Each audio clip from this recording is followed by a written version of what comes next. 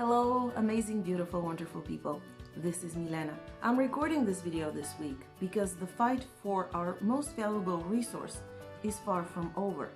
And although that has been the case for many thousands of years, it seems like it is more important than ever now, in the sense that we will be making some choices at an individual level and at a collective level that will affect our lives a lot more strongly than some other choices than we have made in the past. And our most valuable resource is our focus and attention and all the emotional responses associated with where we put our focus and attention.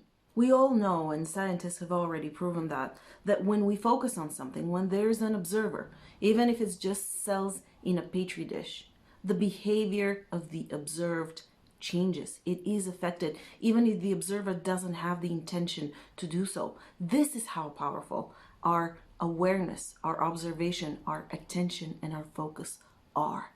Let's just say that I want to create a reality, a particular type of experience. What I need to do is recruit as many of you, draw the focus and the attention and the awareness of as many of you as I can onto the very thing that I want to create. And if I manage to present it in a way that it does evoke a strong emotional response within you, then my game is set and your energy starts feeding and creating the very thing that I have recruited you to create by virtue of attracting your focus, attention, and awareness onto it. And this is exactly what is happening right now. You are extremely powerful. Imagine yourself, every single one of you, as a power plant. And if I get that power plant, in other words, you, to focus on something, and if I get you to have a strong emotional response to that something, that power plant that is you starts working full throttle.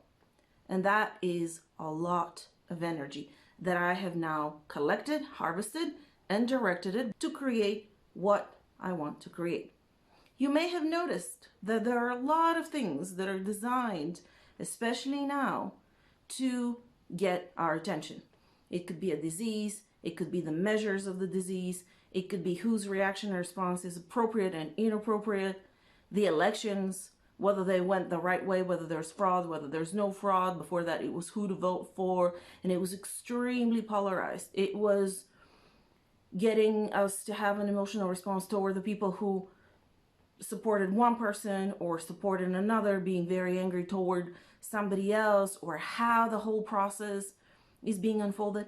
And it doesn't matter which one of those things we believe, in the sense that if we start feeling those feelings of they're wrong, they're idiots, they don't know, how could they, what world would they be creating if they focus on it?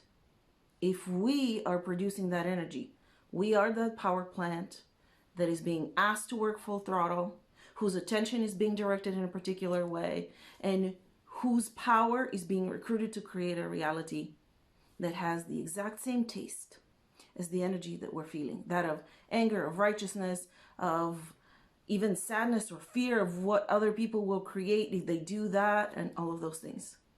What they don't teach us in school, and this is why I've said it many times, but this is why it feels really important to express it maybe in a different way, to express it even more clearly. What they don't teach us in school is that this is how we create our reality. We are the 99%. And what they don't teach us in school, and this is the very reason why I'm recording this reminder, is that we mostly daydream our reality first. Every single thing into existence today has been daydreamed by a person or a group of people or a collective of people. There are so many things that we don't like and we don't agree with how things have happened or are happening, what's going on, what isn't going on. And yet, how many of us spend 5, 10, 15 minutes a day daydreaming the reality that we want instead? If you are, thank you. You are absolutely awesome. Instead of, we focus so much of our time and energy and attention fighting with people, engaging, trying to convince them on a simple Facebook post that they're wrong and that they're stupid and they're idiots for believing what they believe or having voted the way they have voted, and all of those things, where we can spend 1/5 of that time 5 minutes a day, 10 minutes a day, 2 minutes a day to imagine and daydream the reality, the world that we want. Guess what? They teach us that this is BS, and that's daydreaming means woo-woo, you're in the clouds and you aren't doing anything with your energy. You're wasting your time and you're not being a responsible citizen if you don't act. Well, guess what? That is the biggest and by far the most powerful action that you can take. But if I tell you that, what do? You take those conscious choices and you start dreaming the reality that you want. And I can no longer so easily draw your attention to focus on the reality that I want to create with the same taste and the same feeling as the emotional response that I have managed to evoke within you. Whether I've evoked it with polarized opinions of others, what I'm showing you in the news, with the measures that I take or I don't take, it doesn't matter how I have done it.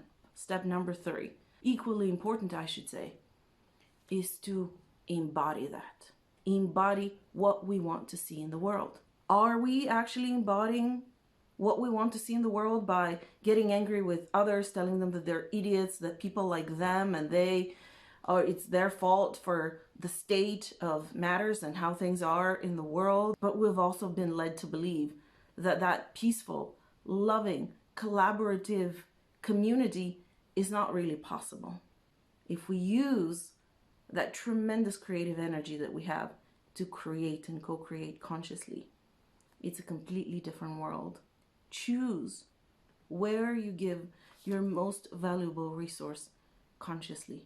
And speaking of that, I do have to say that more and more and more people around me are being kind, loving, helping, supportive, thinking of others and having that collective loving mentality and go back into our heart and literally understand that we are one. That is my daydream. This is where I'm putting my focus and awareness and attention, and I'm moving it away from all the other stuff that we're being recruited to think about and feel about.